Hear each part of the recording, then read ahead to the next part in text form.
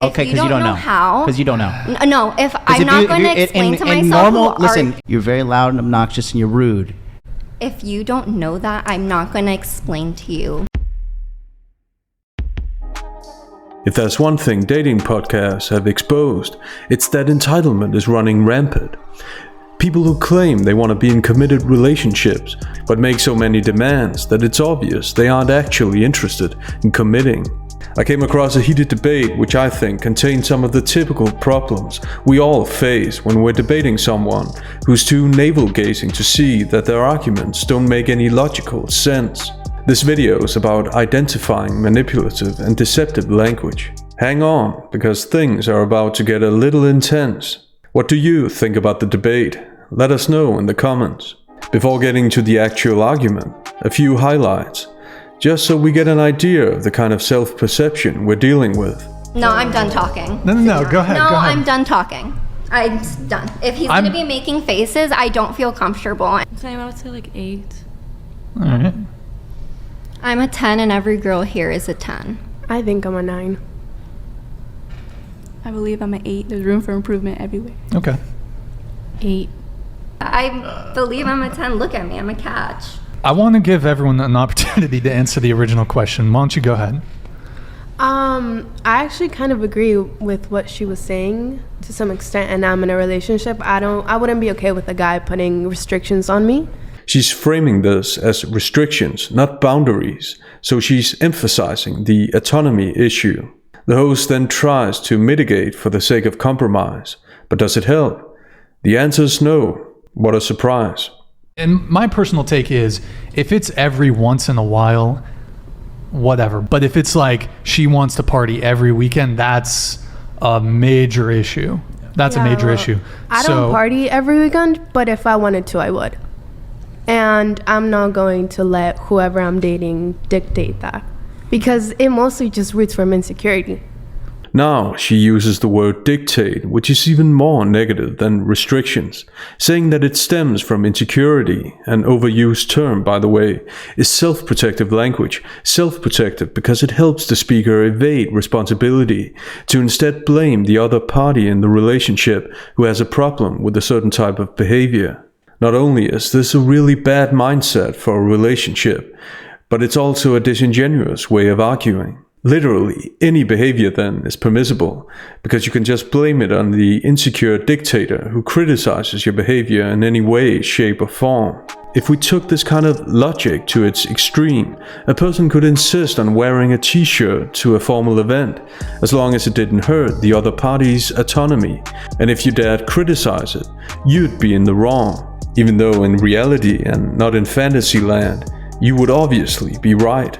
Thus, it's an argument from emotion, not logic. In order for an argument to be logical, it must be consistent, meaning that it must be able to be applied in every similar situation, and it can't. The argument is made even less logical by the premise. The premise is going out to bars and clubs every weekend, hypothetically. Every weekend is a lot. Why are you insecure that I'm going out to party? Is it insecurity, or is it just having a boundary? Go ahead, Natasha. Well, I was going to say that boundary also comes from wanting respect. So you going out and not partying and drinking and getting drunk and having all these men be attracted to you and like coming up to you and stuff, that is him. It's just a respect thing, you know? Like, have you ever experienced that? As expected, these counter-arguments mean nothing to the loudest guests. Next, things are starting to get a little intense. Boundaries aren't there just for one person. They're from two of you. We knew you were going to have something to say no matter what. Maybe it's because for literally since civilization, women have been oppressed by men. Oh, and it's okay to have that guard up. How do you define Maybe that? in our... This is what reaching looks like. The discussions about boundaries in a relationship on both sides, and she decides to make it ideological instead. This brings an intentional vagueness to the debate, a vagueness which allows her to divert from the issue. Also, again, it's self-protective language. This way, according to her logic, in lack of a better term, every discussion about boundaries can be blamed on the past, oppression, and not her own actions and decisions. Her word choice seems to reflect the cliches she's heard throughout the education system and in the media, because as we'll see, she can't, and even worse, won't define what she means. Next, she says something that sounds right on a surface level. In reality, however, it's an extreme distortion of the topic at hand. She constantly seeks to generalize specific issues because it's more comfortable to speak generally than specifically, because specifics require actual arguments and tangible evidence. Because if you're just like with this man, you're just going off whatever he's saying or whatever, you don't have a mind of your own, and you end up losing those boundaries, and you end up getting used as a stepping stool. In a hyperbolic fashion, she uses cliches and slogans that everyone agrees with. Of course, you shouldn't go off whatever someone's saying. Of course, you should have a mind of your own. And of course, you shouldn't be a stepping stool. But that's not what they were talking about specifically. They were talking about going out to bars and clubs every weekend. This could be a political speech, saying things that are so superficial that they're obvious to everyone. Again, it's self-protective language. By generalizing like this, she can avoid conceding to the point about boundaries. Next, she uses association, as if she's speaking on behalf of a collective that conveniently think the same as her. And hedging language, indicating vagueness, and in this case also something hypothetical. I've been in a relationship, and I am telling you that we've seen things Who's around we? me. Us. Maybe. Are any of these girls your friends? No, but I'm saying in general, I have friends that have seen maybe toxic relationships in their household. Maybe their friends have been in toxic relationships. Maybe women that we have grown up with. Aside from the hypothetical nature of this kind of argumentation, this is anecdotal evidence, talking about things she's seen or maybe seen. This is a type of linguistic self-defense that has no substance and as such has no place in a debate. If we were discussing poverty, and I said poverty doesn't exist because I haven't seen it, that wouldn't be an argument. We need definitions, and definitions of those definitions. Then she deceptively parrots the word boundaries, but to her advantage. Yeah, you have a very negative perspective on a lot of things. Okay, so you think, by the way, Because I have hold on, personal hold on. boundaries. But wait, I thought she agreed that Because boundaries it were a mostly sign just of roots from insecurity. Or is that only when it's someone else's boundaries? She can talk about boundaries, but when it's someone else doing it, they're dictating and being insecure. Let's see how she reacts when she doesn't want to define things. I said women have been oppressed since the beginning of time. How? And it's natural. Oh gosh. How? Are you really? How? Yeah, go ahead. How? You're the one asking saying me this is how? true. Yes. Answering questions with questions is one of the pillars of deceptive language. It's deceptive because it's a way of avoiding accountability and shifting blame. That the other speaker's unintelligent for even asking an otherwise crucial question in this context. Things keep getting more and more dishonest as she's now acting outraged. Here's maybe a better question. Defend How? yourself. No, because I'm not going. If Okay, you because don't know how. Because you don't know. No, if I'm not going to explain to myself. Listen, Sure, let's leave the premises alone. Let's only focus on the buzzwords and how they make us feel. Welcome to Fantasyland.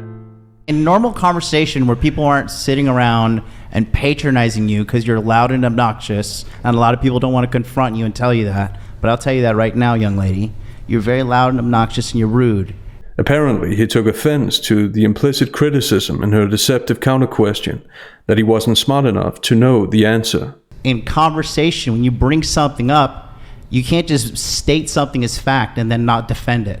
This is objectively true. When you make a claim, it's on you to substantiate the claim. However, How? If you don't know that, I'm not going to explain to you. then the communication process breaks down completely.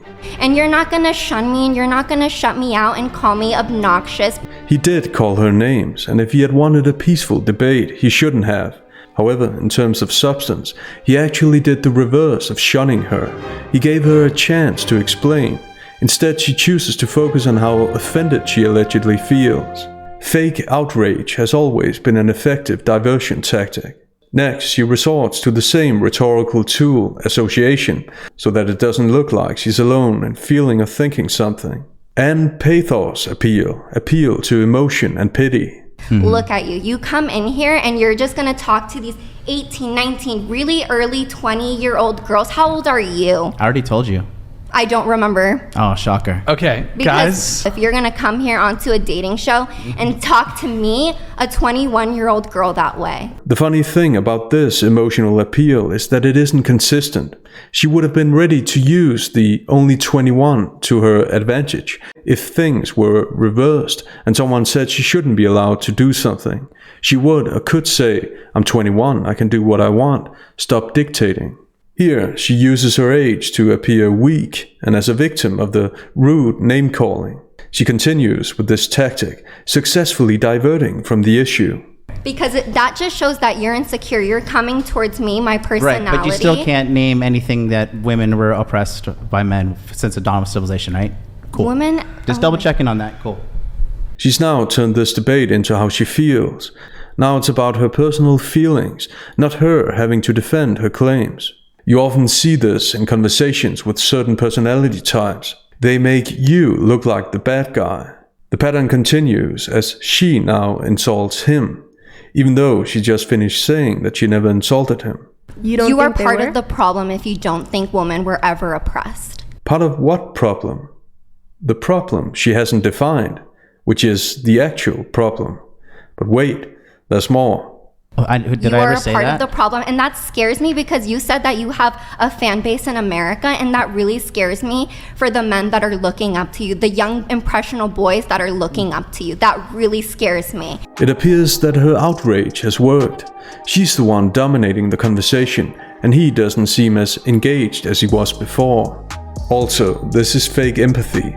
She's not all of a sudden concerned about his fan base.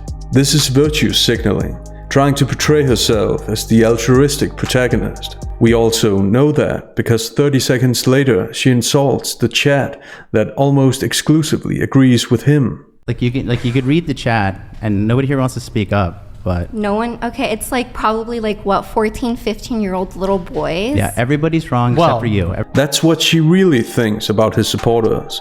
She's not concerned about the young men. She's concerned about winning the argument any way she can. In her mind, that is. There's nothing wrong with wanting to win a debate, as long as you do it honestly. And that's the sticking point.